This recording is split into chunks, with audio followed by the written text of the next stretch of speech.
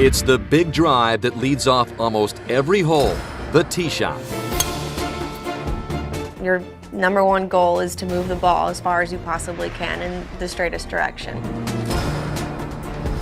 feel I can hit it anywhere with the driver. Hitting a powerful drive takes more than just strength and coordination. It also requires three physics concepts: torque, centripetal force, and something known as the double pendulum effect. What happens is you can use physics to allow the forces to do the work for you. To explore the physics of a golf swing, we filmed Paula Creamer, a professional golfer on the LPGA Tour, and amateur golfer Mike Miller with a Phantom camera that captured their drives at 5,000 frames per second. It's really cool, really cool. One more? Known as the Pink Panther because she loves the color pink, Paula Creamer has won 11 tournaments, including the U.S. Women's Open in 2010. Her shots are most notable for their accuracy. I don't miss many fairways. I don't miss many greens at all. I pretty much swing within myself. Part of the reason for Creamer's success on the golf course is her ability to master the double pendulum effect.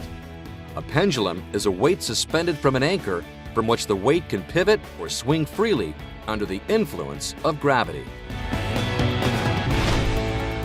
If you look simply at a clock, an old grandfather clock that you might have in your living room or your hallway, the thing that goes back and forth is the pendulum, and it's the simplest of linear motion about an arc.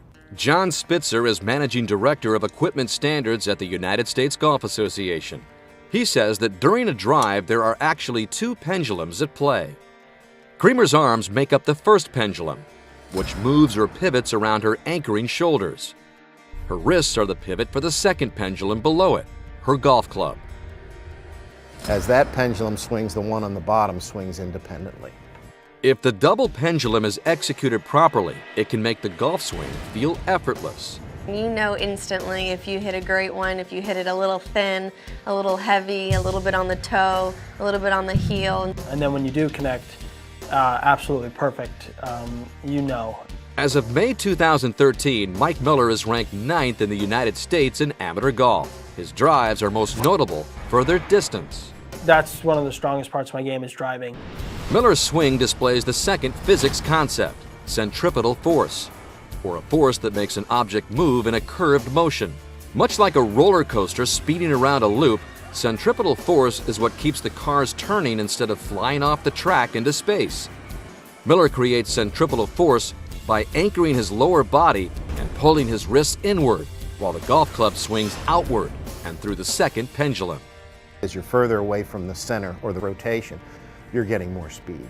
The bigger the circle, the less centripetal force is needed to continue rotating the golf club so that it can move faster and therefore hit the ball farther. The more you can turn and the more you can get that big arc in your swing, the farther you should be able to hit it.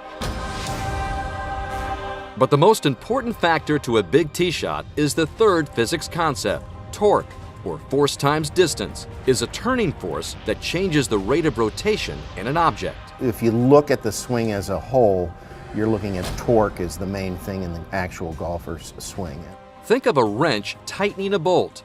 The longer the wrench, the more torque it creates. Both Creamer and Miller apply torque throughout their entire swing by rotating their shoulders during the backswing and then twisting their hips as they bring the club down to strike the ball. You're rotating as much as you possibly can with your shoulders, and then you're just letting it go with your hips. The more turning force Creamer and Miller apply to their swings, the faster and more powerful their drives will be. I was able to notice that how much torque I'm creating. I never really thought about it until you really see it in slow-mo with the Phantom camera, and it's really cool. Torque, centripetal force, and the double pendulum effect, the key concepts in the physics of a golf swing.